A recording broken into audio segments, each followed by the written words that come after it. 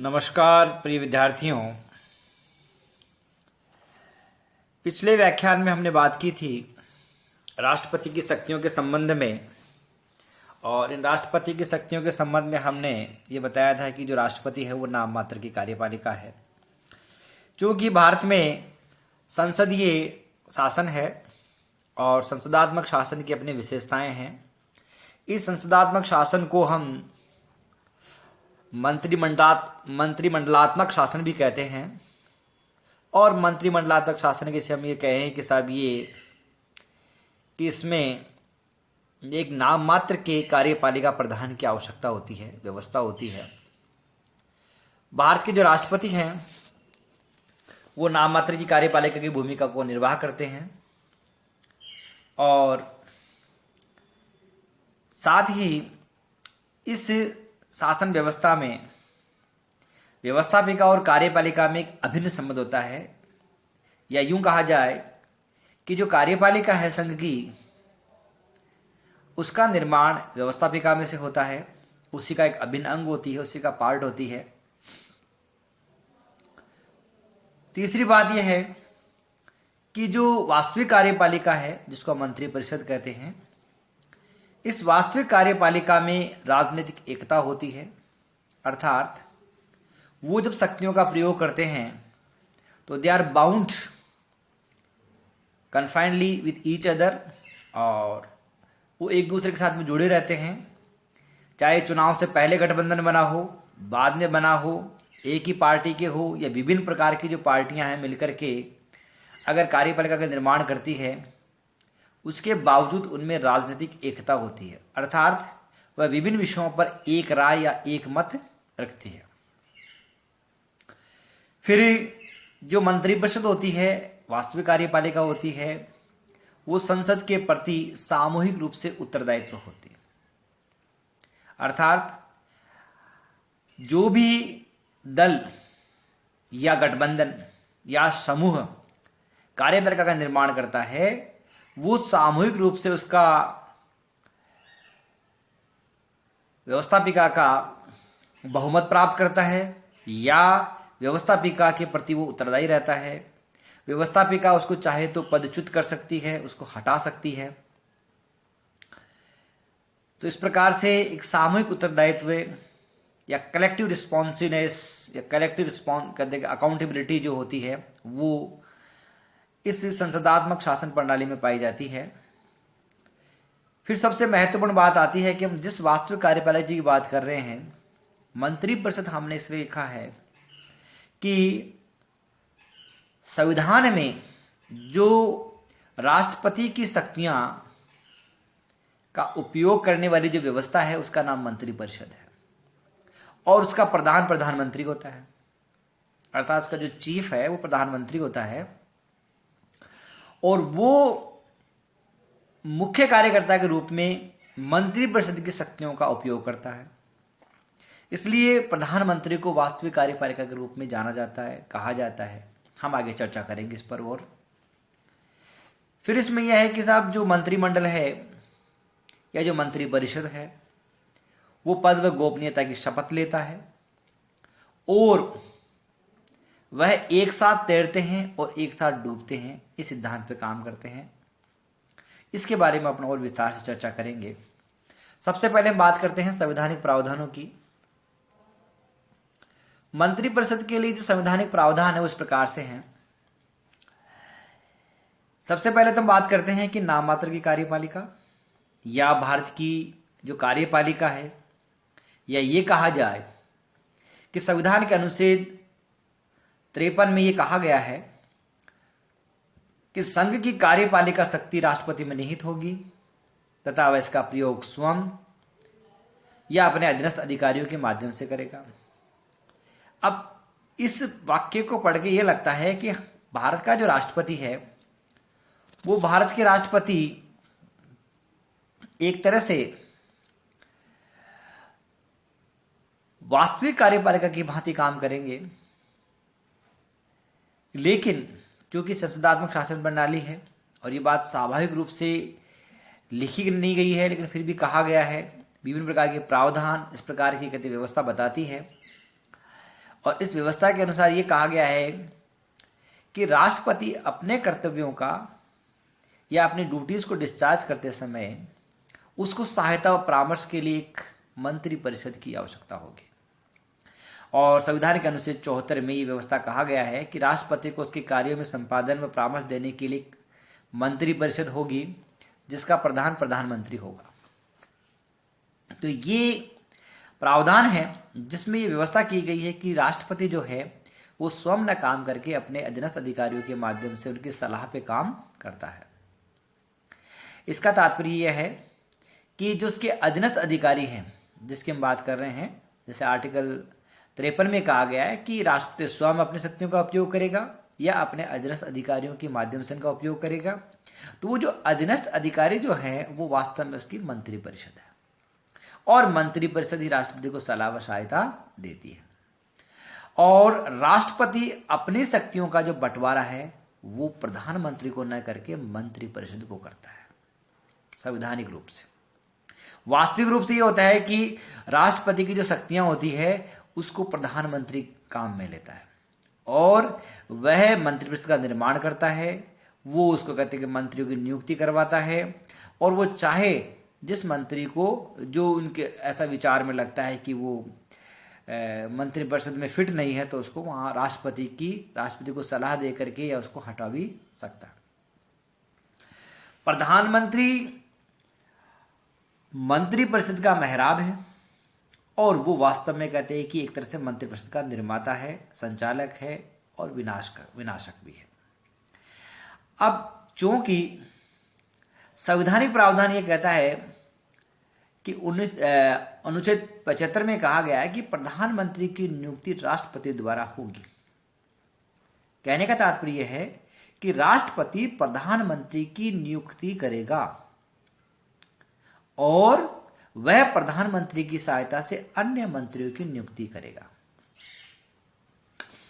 इसमें कहा गया है कि अनुच्छेद 75 के अनुसार प्रधानमंत्री की नियुक्ति राष्ट्रपति करता है।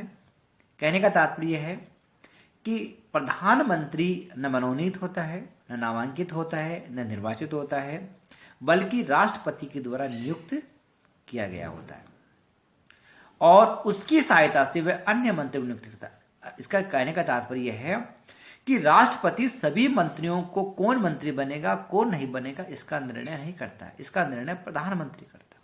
वो प्रधानमंत्री की सहायता से अन्य मंत्रियों की नियुक्ति करता है। संवैधानिक प्रावधान यह कहता है कि राष्ट्रपति और मंत्रियों के बीच में कोई भी नहीं है। राष्ट्रपति अपनी शक्तियों का बंटवारा मंत्रिपरिषद में करता है, मंत्रियों को करता है और मंत्री राष्ट्रपति की इच्छा के अनुसार उसकी ड्यूटीज को डिस्चार्ज करते हैं। लेकिन ये जो शक्तियां मंत्रिपरिषद को प्राप्त होती है राष्ट्रपति की, वो वाया प्रधानमंत्री की होती है। वास्तविक व्यवस्था यह है। इसका मतलब है कि कोई मंत्री इस स्थिति में नहीं होता कि वो सीधा राष्ट्रपति से बात करे या सीधा राष्ट्रपति किसी मंत्री को आदेश निर्देश देवे या उसकी सलाह को माने। वो सभी जो कार्य हैं वो प्रधानमंत्री के माध्यम से होते हैं। तो प्रधानमंत्री वो जंक्शन है जिससे राष्ट्रपति भी जुड़े हुए हैं और मंत्री भी जुड़े हुए हैं। इसीलिए अनुच्छेद 78 में ये व्यवस्था की गई। ये वास्तव में प्रधानमंत्री के जो कार्य हैं वो बताए गए। प्रधानमंत्री के इतने ही कार्य हैं जो 78 में कहे गए। वो ये कहा गया है कि मंत्रिपरिषद द्वारा लिए गए निर्णय या सुझाव या प्रस्ताव की सूचना राष्ट्रपति को पहुंचाना। पहला निर्णय यह है, मतलब पहला काम यह है कर्तव्य प्रधानमंत्री का कि अगर मंत्रिपरिषद ने कोई रेजोल्यूशन पास कर दिया है, किसी प्रस्ताव पर कहते कि निर्णय ले लिया है या कोई सलाह है जो राष्ट्रपति को पहुंचाने है, तो प्रधानमंत्री उसको पहुंचाएगा। तो आपने देखा कि मंत्री अपने निर्णय की सूचना सीधा न पहुंचा करके प्रधानमंत्री के माध्यम से पहुंचाता है। कहने का तात्पर्य है कि प्रधानमंत्री जंक्शन है जिसके माध्यम से मंत्री की सलाह निर्णय जो है वो राष्ट्रपति तक पहुंचती है। दूसरा यह है कि राष्ट्रपति अगर कोई सूचना मांगे निर्णय के बारे में, प्रस्ताव के बारे में, सुझाव के बारे में, तो वो मंत्रिपरिषद को बताना और मंत्रिपरिषद उस पर जो निर्णय ले उसको राष्ट्रपति तक पहुंचाना। कि राष्ट्रपति को किसी मामले में सलाह चाहिए सुझाव चाहिए या वो निर्णय को जानना चाहता है कि मंत्रिपरिषद ने क्या निर्णय किया, तो वो प्रधानमंत्री के माध्यम से जान सकता है। उसके मांगे जाने पर प्रधानमंत्री का यह कर्तव्य है कि वो राष्ट्रपति तक सूचनाएं पहुंचाए। तीसरा यह है कि राष्ट्रपति अगर कोई विचार रखे तो उस विचार पर कोई सुझाव रखे, कोई अपनी बात रखे, तो उसको मंत्रिपरिषद के समक्ष रखना और उस पर विचार विमर्श करवाना और निर्णय करवाना, ये जो काम है वो प्रधानमंत्री का है। तो इस प्रकार से हमने देखा कि प्रधानमंत्री जो है वो वास्तव में मंत्रिपरिषद और राष्ट्रपति के बीच में एक योजक कड़ी है, एक जंक्शन है, एक ज्वाइनिंग पॉइंट है जिस पर दोनों आपस में जुड़े रहते हैं। अब हम बात करेंगे कि मंत्रिपरिषद के बारे में चर्चा करेंगे। इस स्लाइड में मैंने बहुत कम बात लिखी है क्योंकि सारी जो बातें हैं वो चर्चा करने योग्य है। सबसे पहली बात ये आती है कि साहब मंत्रिपरिषद का गठन कैसे होता है। तो आर्टिकल 74 ये कहता है कि एक मंत्रिपरिषद होगी जिसका प्रधान प्रधानमंत्री होगा। ठीक है, तो इसका मतलब है कि प्रधानमंत्री अपनी इच्छा से मंत्रिपरिषद का गठन करता है और उसकी सूचना वो राष्ट्रपति तक पहुंचाता है। उसके बाद में अनुच्छेद 75 ये कहता है कि इस मंत्रिपरिषद का गठन जिस माध्यम से होता है वो प्रधानमंत्री है।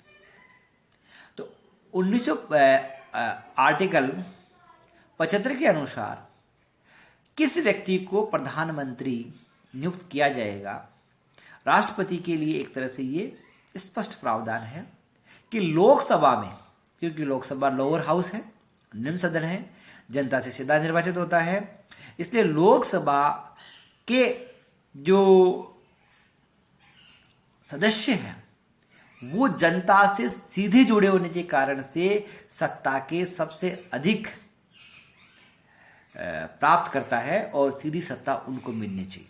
क्यों? क्योंकि हम लोकतंत्र में रहते हैं, हमारा डेमोक्रेसी है और डेमोक्रेसी ये कहती है कि लोगों के जो प्रतिनिधि हैं, क्योंकि हमने संसदात्मक शासन प्रणाली में भी प्रतिनिधात्मक शासन, रिप्रेजेंटेटिव स्टेटस या रिप्रेजेंटेटिव रूल हमने लिया है, तो इसमें यह होगा कि हम हमारे इस लोकतंत्र में जनता सीधा न करके जनता के प्रतिनिधि उसकी शक्तियों का उपयोग करेंगे और जनता के जो प्रतिनिधि है वो सीधा चुन करके लोकसभा में आते हैं।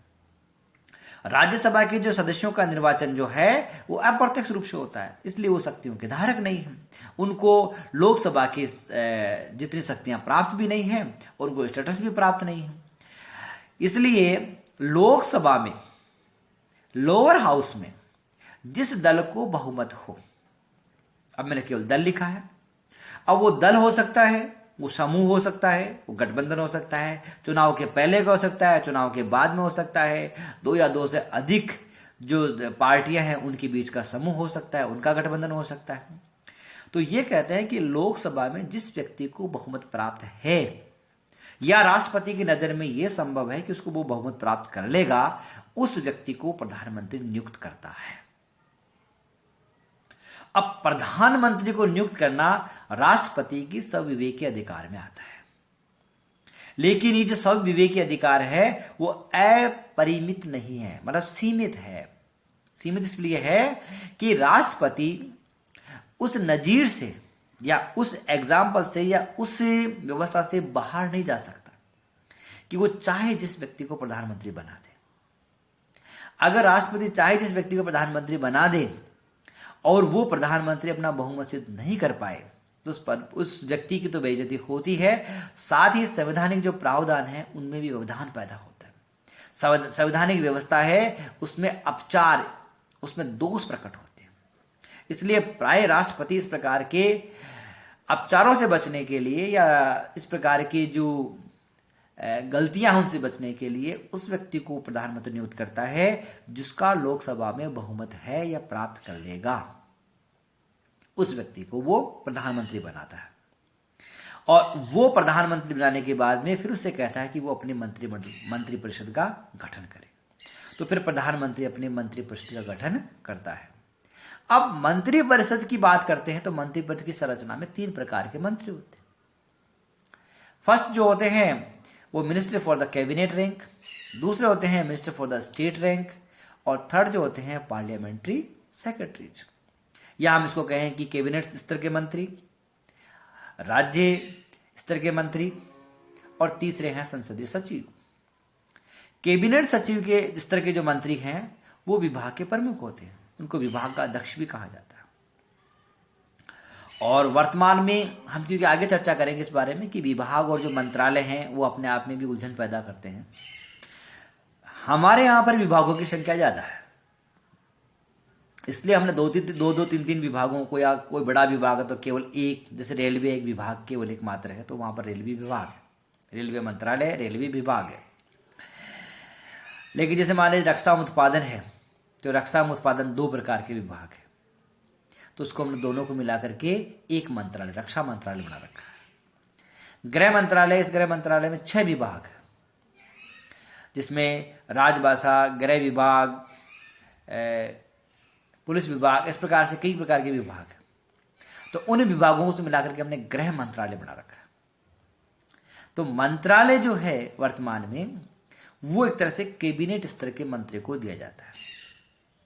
राज्य स्तर के जो मंत्री होते हैं उन मंत्री को कहते minister for the state rank जो होते हैं उनको कहते हैं विभाग का अध्यक्ष, उसको विभाग का चार्ज दिया जाता है। एक तरह से संवैधानिक व्यवस्था ये की कही गई है कि राष्ट्रपति वो जो पोर्टफोलियो आवंटित करता है, पोर्टफोलियो जो शब्द काम में लिया गया उसमें यह है कि विभागीकरण या राष्ट्रपति की जो कार्यपालिका शक्तियां हैं उसको अनेक प्रकार के टुकड़ों में बांटा गया है, और जो प्रत्येक टुकड़ा या समूह जो है वो एक तरह से विभाग कहलाता है। उसके जो फंक्शंस है राष्ट्रपति के कार्यपालिका जो फंक्शंस है उन फंक्शंस को अलग अलग समूह में बांटा गया। जैसे मान लीजिए शिक्षा से संबंधित कोई समूह है, काम करते हैं तो वो शिक्षा विभाग हो गया। रक्षा सुरक्षा की बात है तो गृह विभाग हो गया।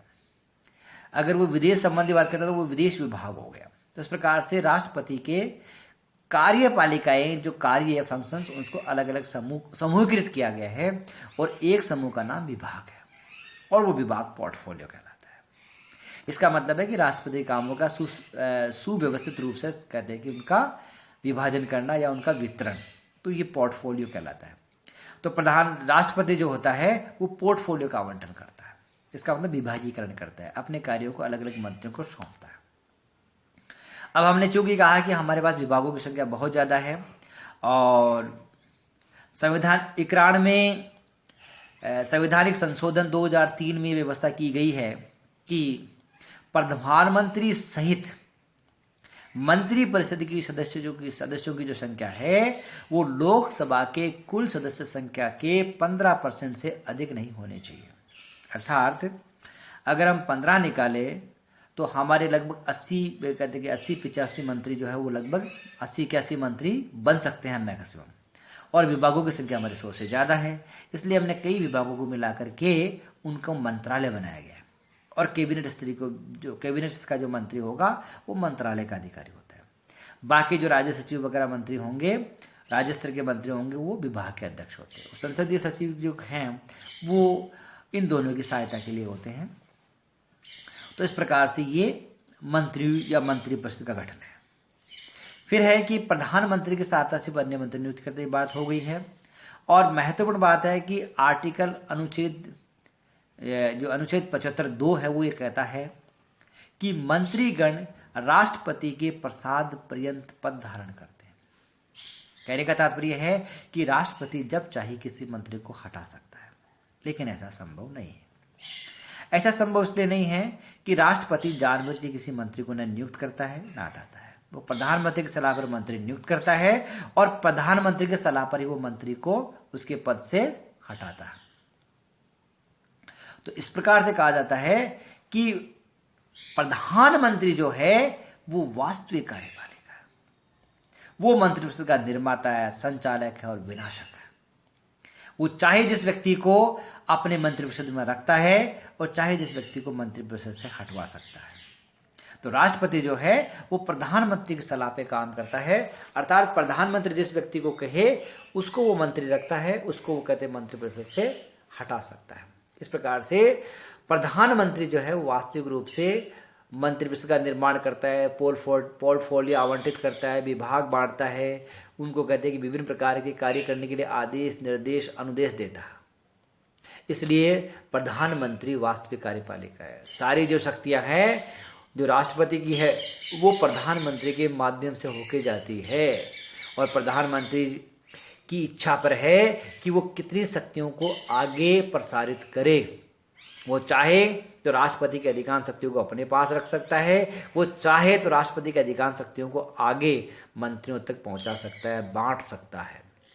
तो इसलिए सब लोग प्रधानमंत्री को नमस्कार करते हैं, और प्रधानमंत्री का, राष्ट्रपति का नहीं, प्रधानमंत्री का प्रसाद प्राप्त करना चाहते हैं ताकि वो मंत्रिपरिषद में बने रहे और वो बने। फिर आता है कि मंत्रिपरिषद और मंत्रिमंडल में क्या फर्क है। मंत्रिपरिषद में तीनों प्रकार के मंत्री शामिल हैं। तीनों प्रकार के मतलब जो कैबिनेट स्तर के मंत्री है, राज्य स्तर के मंत्री और संसदीय सचिव। अब प्रधानमंत्री इस मंत्रिमंडल की बैठकों की अध्यक्षता करता है, संचालक है ना, इसलिए वो अध्यक्षता करता है। वो विभिन्न प्रकार के मंत्रियों को बुलाता है अपने यहाँ पर और विभिन्न प्रकार के एजेंडों पर चर्चा करवाता है, निर्णय करवाता है।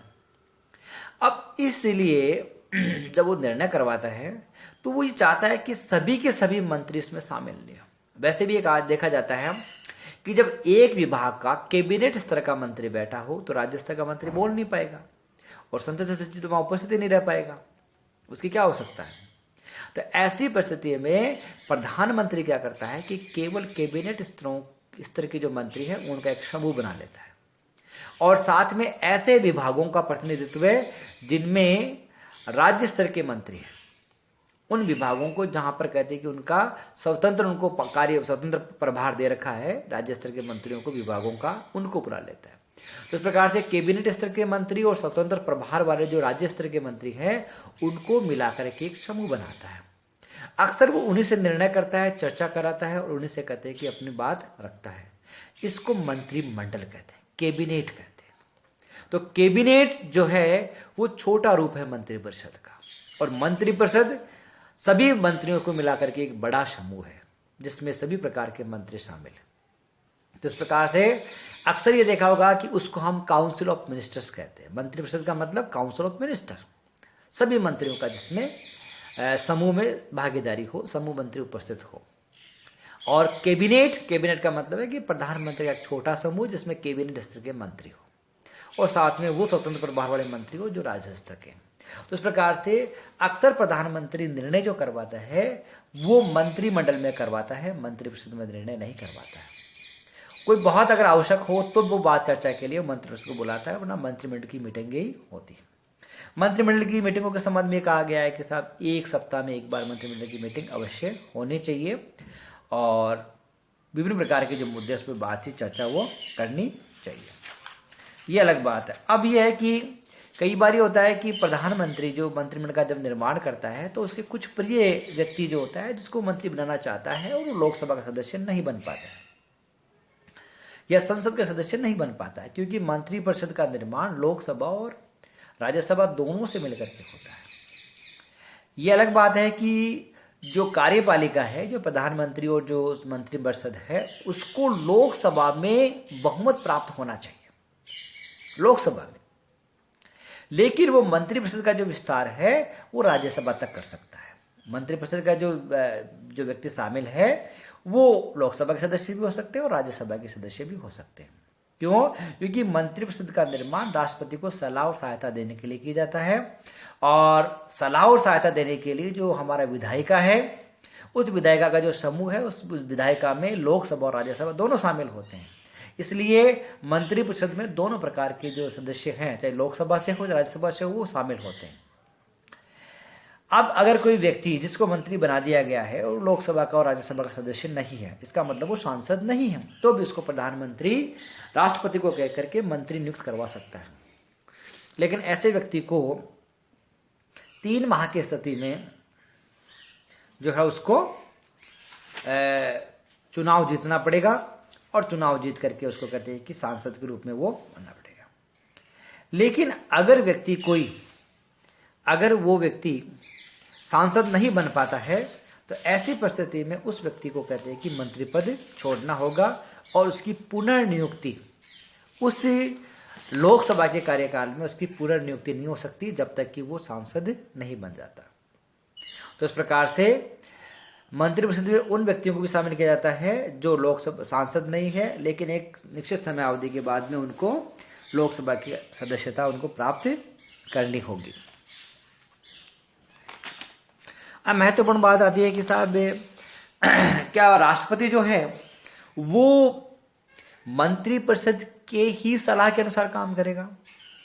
तो कहा तो यह गया है कि साहब जब तक मंत्रिपरिषद को लोकसभा में बहुमत हासिल है तब तक राष्ट्रपति उसके दिए गए सुझाव निर्णय को लौटा नहीं सकता, उनको मना नहीं कर सकता। लेकिन जिसने लोकसभा में अपना बहुमत खो दिया हो मंत्रिपरिषद ने, तो उसको राष्ट्रपति पदच्युत कर सकता है, उसको हटा सकता है। अब अक्सर ये आता है कि जिस मंत्रिपरिषद ने, जिस कार्यपालिका ने अपना लोकसभा में बहुमत खो दिया है और वो लोकसभा विघटन की अनुशंसा करता है, तो राष्ट्रपति को क्या समझ में मानना चाहिए या नहीं मानना चाहिए? तो स्वाभाविक रूप से क्या होता है कि राष्ट्रपति को जब ये लगे कि अगर कोई अन्य दल, समूह, संगठन, गठबंधन सरकार बनाने की स्थिति में है तो उसको लोकसभा का विघटन नहीं करना चाहिए, बल्कि अन्य व्यक्तियों को मौका देना चाहिए। लेकिन राष्ट्रपति को जब यह आभास हो जाए कि लगभग लोकसभा की समयावधि पूर्ण होने में है और कोई भी दल, व्यक्ति या संगठन सरकार बनाने में सक्षम नहीं है, तो ऐसी परिस्थिति में वो लोकसभा को विघटित कर सकता है और पराजित मंत्रिपरिषद की सलाह को मान सकता है। ये राष्ट्रपति का संविवेकीय अधिकार है। तो इस प्रकार से मंत्रिपरिषद जो है वो राष्ट्रपति की शक्तियों का उपयोग करती है, उसको सलाह देती है, सहायता देती है और वास्तविक रूप से कार्यपालिका शक्तियों का प्रयोग करती है, उनका उपयोग करती है। और इससे मंत्रिपरिषद की जो मेहराब है, जो मुख्य कार्यकर्ता है, वो प्रधानमंत्री है और प्रधानमंत्री वास्तविक रूप से मंत्रिपरिषद की शक्तियों का उपयोग करता है, राष्ट्रीय शक्तियों का उपयोग करता है। इसलिए हम राष्ट्रपति के बजाय प्रधानमंत्री को कार्यपालिका मानते हैं और कार्यपालिका जो है, जो वास्तविक कार्यपालिका है, वो प्रधानमंत्री है, क्योंकि वो उसके शक्तियों का उपयोग करता है। इसलिए अब राष्ट्रपति कई बार क्या होता है कि मंत्रिपरिषद की सलाह को लौटा सकता है पुनर्विचार के लिए। 44 से संविधान संशोधन 1979 के बाद में ये व्यवस्था की गई कि राष्ट्रपति को लगे कि मंत्रिपरिषद अनावश्यक रूप से किसी बात के लिए सलाह दे रहा है तो उनको एक पुनर्विचार के लिए लौटा सकता है। लेकिन अगर मंत्रिपरिषद उसी विचार को वापस राष्ट्रपति के समक्ष प्रस्तुत कर दे तो फिर राष्ट्रपति को उस पर अनुमति देनी होती है, उसकी बात माननी होती है, राष्ट्रपति इसके लिए मना नहीं कर सकता। पुनर्विचार की व्यवस्था इसलिए की गई थी कि क्या पता मंत्रिपरिषद ने किस विचार से इसको निर्णय को पारित किया है, प्रस्ताव को पारित किया है, एक बार पुनर्विचार कर ले तो शायद इसमें हो जाए। 1991 में बिहार और उत्तर प्रदेश की सरकारों को अपदस्थ करने के लिए सुझाव दिया गया। राष्ट्रपति के.आर. नारायण ने उसको पुनर्विचार के लिए लौटाया और मंत्रिपरिषद को इस बात का भी एहसास हुआ कि शायद हमने राष्ट्रपति को अनावश्यक रूप से ये सलाह दी है और वहाँ पर जो निर्वाचित सरकारें हैं राज्यों की, वो संचालित हो सकती है, कार्य कर सकते, तो उन्होंने अपनी जो अनुशंसाएं वापस ले ली। इस प्रकार से राष्ट्रपति के.आर. नारायण ने एक ऐसी मिसाल रखी कि राष्ट्रपति को अपने विवेक से निर्णय करना चाहिए और जिसको अनुचित लगे उसको पुनर्विचार के लिए लौटाना चाहिए और एक स्वस्थ संवैधानिक परंपराओं का विकास करना चाहिए। तो इस प्रकार से राष्ट्रपति नामात्र कार्यपालिका है और प्रधानमंत्री वास्तविक कार्यपालिका है, ये सत्य है। और इसी सत्य के साथ में कहना चाहते हैं कि भारत का जो राष्ट्रपति है वो गौरवान्वित पद है, लेकिन प्रधानमंत्री वास्तविक शक्तियों का पुंज है, उनका उपयोग करता है और भारत का नीति निर्माता और भारत का प्रमुख कार्यकर्ता या प्रधान सेवक माना जाता है। जय हिंद, जय भारत।